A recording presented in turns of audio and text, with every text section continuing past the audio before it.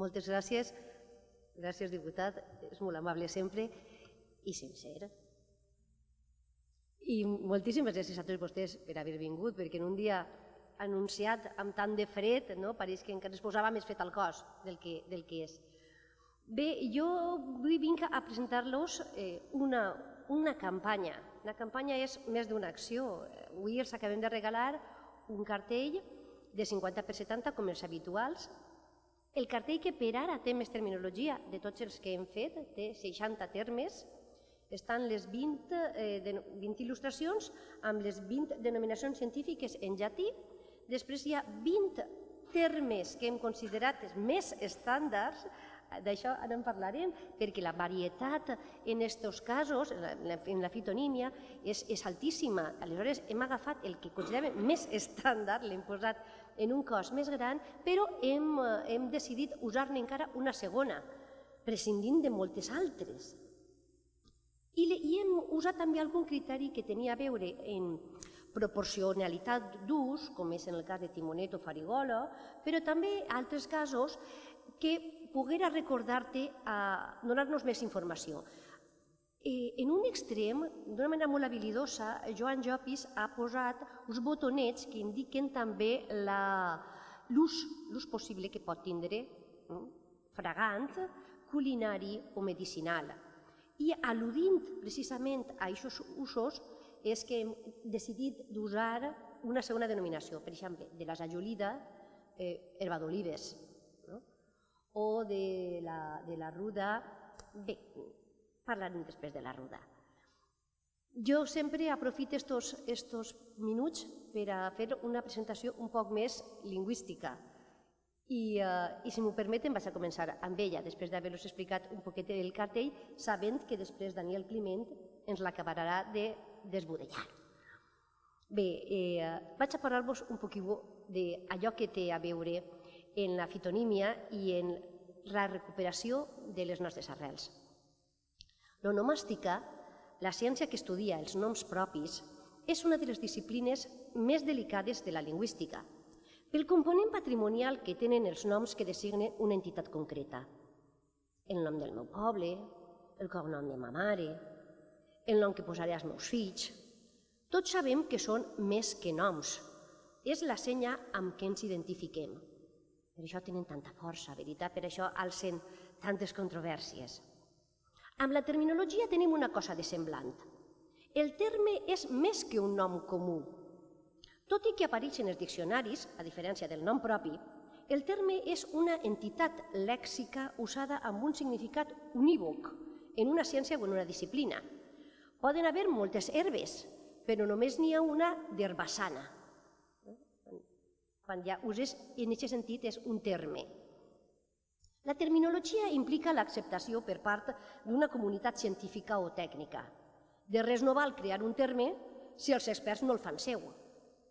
Per això parlem de denominacions estàndards, que són les que apareixen en gran en el cartell.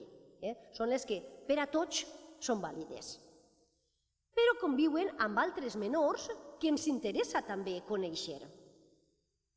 Parlar de plantes, parlar d'herbes, és parlar també dels llocs on creixen, on es troben. Estem en el país de l'olivera, no? I per tant estem parlant de fitònims. La toponímia és una part concreta de l'onomàstica i és la que parla dels llocs. I és la que ens serveix també per a resseguir-la. És a dir, quan estudiem la toponímia resseguim també la nostra història, la història d'aquests llocs. Per exemple, el topònim és com un insecte tapat en l'ambre. És com una gota d'ambre que conté un insecte, un trilobite, no? Ens conta allò que érem, allò que fórem. Hi ha una narració, les he recuperades totes del CIVAL, del Corpus Valencià, Corpus Informatitzat del Valencià, i totes parlen dels usos d'aquestes plantes. Per Antoni Beuter, en la primera part de la història de València, que contava en l'any 1538, definia el nostre país així. Descobriren també la singularitat de les muntanyes, on naixen romeros, timó, romaní, herbassana, espígol, ruda, doncell, pebrera, sàlvia, sajolida, atzavara, isop, buglosa, agrelles, eufràsia, celidònia, artemisa, gauda, julivert, amb moltes altres espècies d'herbes medicinals i flors extremadament precioses. No sé avui què quedaria en les nostres muntanyes, crec que poca cosa d'això. La pressió humana sobre el territori, algunes persones asfaltarien les platges i per elles fora, ens ha fet oblidar com eren aquestes terres nostres, tan plenes d'aquestes herbes. I recordar que si, per exemple, avui a València tenim un camí de les Moreres és perquè estava vinculat al cultiu de la seda que abastia les sederies que estaven al barri de Velluters, el mateix nom que indica a què s'hi dedicava. És a dir, tota la cosa va lligada. La primera planta que apareix en el cartell, el romer, té un topònim ben conegut precisament per la forma secundària, al costat de Sollana, el romaní. Romer és la més coneguda, però no podem dir que no existia si ha donat lloc a un topònim. El que més trobem és, per contra, són extensions on l'herba creix silvestre. Són els romerals. D'això en tenim un muntó. Trobem partides del romeral a Albaida, a Catadau, a Crevillent, a Elx, a Gilet, a l'Alfàs del Pi, a la Todolella, a Llombai, a Sagunt, a Tibi, per tot el territori. Els sufixos al i ar han sigut molt ben estudiats per l'acadèmic Jordi Colomina, amb valor precisament d'això de col·lectiu, d'abundancial, d'augmentatiu, en usos botànics i agrícoles. És el valor d'abundància d'espígol el que trobem, i l'espígol, que és la lavanda, però nosaltres la coneixem més per l'espígol, veritat? És un lloc on hi ha molt d'espígol, és el que trobem darrere de, per exemple, el barranc de l'Espigolar, a Albaida, o l'Espigolar a Cortes d'Arenoso, que avui es parla castellà no vol dir que s'hagi parlat així castellà tota la vida. De fet, compartíem la llengua i, tot i que avui parlen en castellà, mantenen encara una barbaritat de valencianismes i en la toponímia està molt clar. Llocs on abundava el timó, el timonet o la farigola, són els timonars, per exemple, que trobem a Montesa, o molt de fenoll o de fonoll, a la partida del fenoll de Benassau, que també apareix a Favara o a Llanera de Ranes, o el torrent d'en Fenollet, tot allò té a veure el fenollet amb la presència de fenoll. En el cartell també hem considerat, com els he dit, usos que poden tindre les plantes aromàtiques. Usos domèstics, és a dir, que s'usaven ja dins de les cases precisament per a aromatitzar-les o per a fer-les un poquiu més agradables.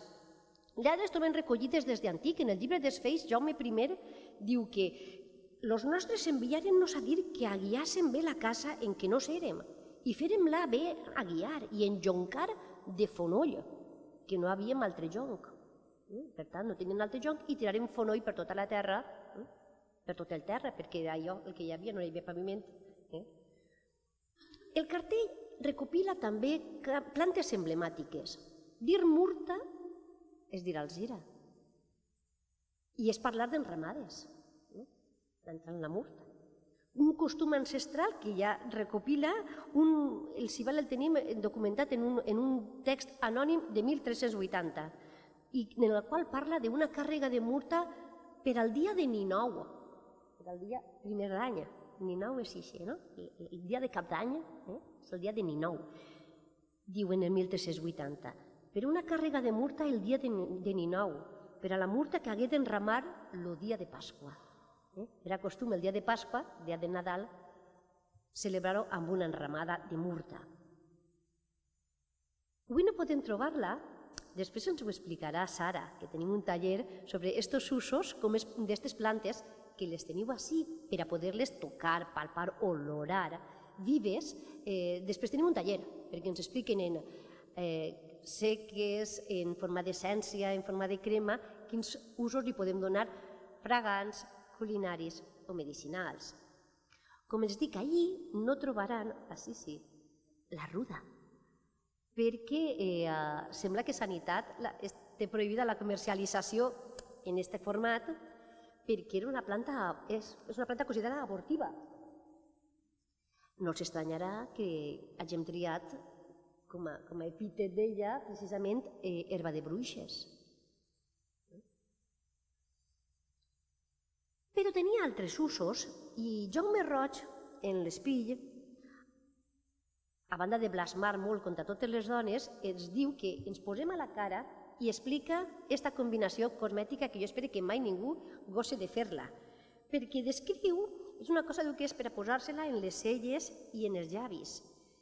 Diu, més bastava pasta de muda, d'oli de ruda i de gingebre, pols de gingebre, molla de muga, amb unt de sutxa. Anem afegint, no? Unt de sutxa i de rovell. Amb cert vermell, tret d'escudelles, morros i celles s'empeguntava. Oli de ruda, gingebre, sutxa i rovell. Amb això les dones es feien boniques. No ens volia massa, no? Jaume Roig. L'ús medicinal de la sàlvia el trobem ja recopilat per Manuel Díez en el llibre de Menescàlia, en el que parla d'una manera de curar un ace, dient-li que preniu vinagre, pegunta, sal, sàlvia, oli, sagive i sofre, tant un com l'altre, bullint-lo en una paella o en una gran cassola, i amb això curarien l'ace o el matar. Per espantar les mosques, que han sigut sempre companyes de les epidèmies, Pere Joan Porcar, en les coses avingudes en la ciutat de València, el 1585 es donen una recepta que potser encara seria vàlida.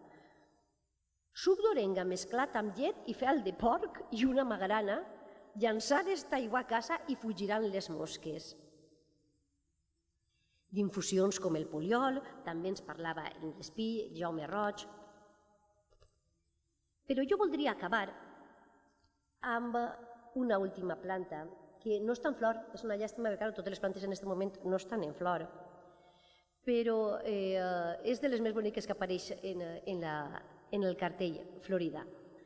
És una planta que ha generat un topònim que està a València, tot i que també el tenim a Borriana i a Sagunt, i els estic parlant de la malvarrosa. La història de la malvarrosa té darrere un altre nom, i és francès. Jean-Félix Robillard Clossier era jardiner en cap del Jardí Botànic i va ser qui impulsà el cultiu intensiu d'esta planta, que és una classe de gerani, si no m'equivoco, Daniel, veritat? No és una malva, no és una espècie de malva, sinó és una espècie, que està en aquests moments en pantalla, de gerani, l'impulsà en el territori que avui és la Malvarrosa, que eren uns territoris d'aiguamolls. Precisament per això estaven els balnearis de les arenes. És a dir, aquestes aigües freàtiques d'ací sempre s'havien usat, aprofitant el segle XIX, la moda dels banys, es crearen en els balnearis, i este francès trobà que era una terra bona i va crear uns horts de malvarrosa on va impulsar aquest conreu per a treure d'ahir l'essència i crear una fàbrica de sabons i de colònies que tingué tan gran èxit com que al voltant d'aquells horts que encara podran, si van al Centre Cultural Ban Caixa, encara està en aquests moments l'exposició de Valdés i la de Sorolla. L'exposició de Sorolla està tota basada en com pintar els jardins de sa casa, però també hi ha uns quadres de com pintava els horts de Malvarrosa, generats a partir del Robillard. I al voltant d'això, una zona erma crea un barri. Jo voldria destacar que Robillard nasqué a França, però visqué a València, va voler ser soterrat així, està soterrat en el cementeri del Cabanyal. Ens deixà una herència en nom de Flor Fragant, creguent les possibilitats de València quan no ho feien ni els d'ací. Oblidat, ni agraït, ni pagat. Per contra, el que voldria jo amb això seria que no oblidàrem, que recordàrem i que valoràrem. Moltes gràcies.